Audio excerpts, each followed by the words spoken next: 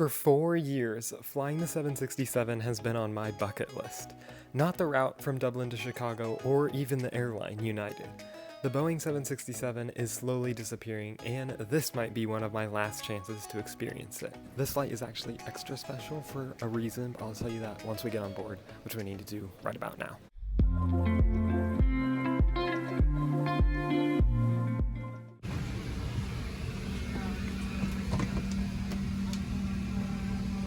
As you can see, I'm in Polaris at the first row of the plane, which is insane. And the only reason I can fly this is because I fly standby, which kind of ties into the reason that this flight is so special, which I'll tell you about later. But it's also special because it's my first time on the 767, of course, which I've been waiting to do for years. So let's get up in the air and I'll tell you a little bit why the 767 is special and why it also might be leaving soon. Ever since the 767 took its first commercial flight in September of 1982, it has been a workhorse for countless airlines. The 767-300ER that I'm flying on today has been the best-selling variant, and Delta and United use their 767 on medium-haul flights like this one from Dublin to Chicago. United even uses them to operate 7 daily flights from Newark to London. However, both Delta and United's 767 fleet is aging, and Hawaiian and American both recently retired their 767 fleets for this reason. With the rise of the newer, quieter, and more fuel-efficient 777 and 787, the 767 has seen less demand from passenger airlines. In the 1980s, though, this plane was at the cutting edge of technology, and it was Boeing's first twin-engine widebody. Now, though, with no new versions of the plane being made and more cost-effective aircraft types on the market, the 767 is quickly becoming a plane of the past, and Delta and United plan to retire nearly all of their 767s by 2028, just 2 years away. Other smaller 767 operators like Japan Airlines and ANA will probably also retire their fleets soon in favor of newer aircraft like the 777X.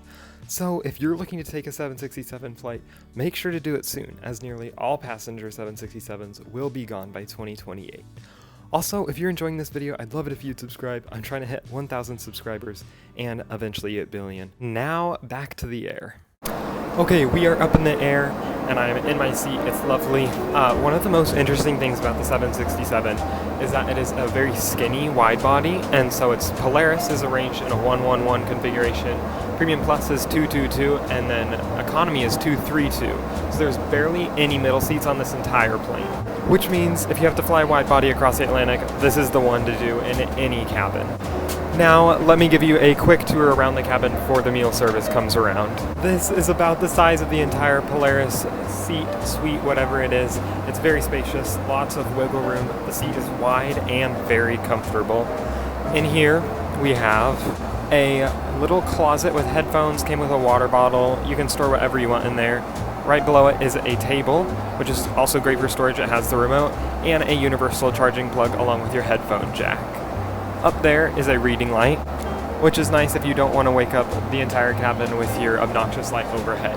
Speaking of overhead, because this is a 67, it has air vents, which is so nice that you can control your own airflow.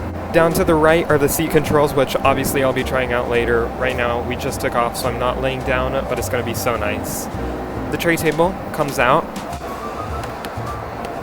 and folds out, but I'll show you what that looks like when a meal service comes around.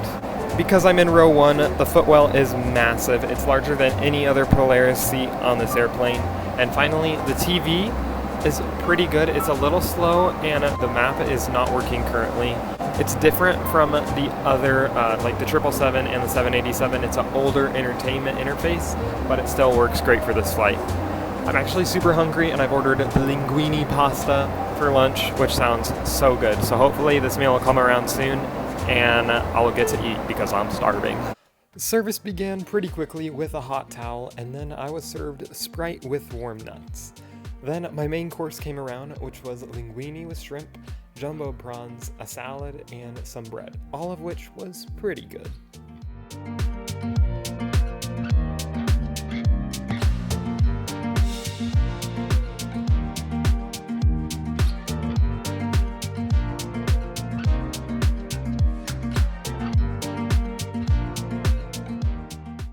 And as we continue to go along, let me just tell you a little bit about why this flight is kind of special. So basically my grandpa, who we all call Bob for a very long reason, He worked for United until he retired in 2017, and he flew the 757 and the 767.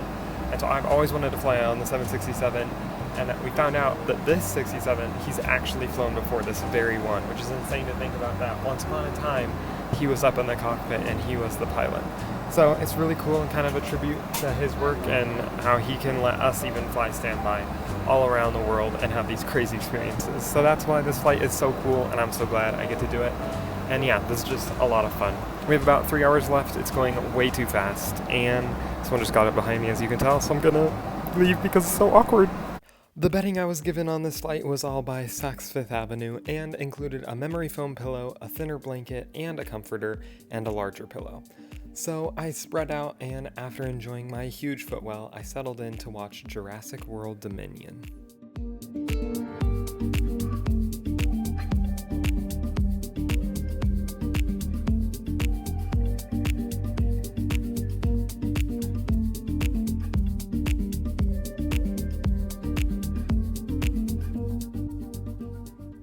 About an hour and a half before landing, I was served a second lunch, and being the extremely healthy person that I am, I chose a salad, which actually surprised me with how good it was.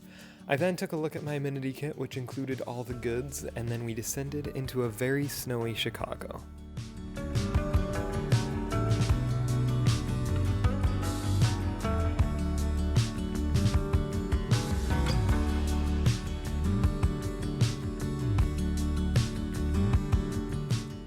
And with that, my 767 flight came to an end. One day soon, these planes won't be making dozens of ocean crossings every day, but I'm glad I got to fly on one before they leave. Thanks for watching. If you want to see what Polaris looks like on a 787, then click the screen and I'll see you there. Bye!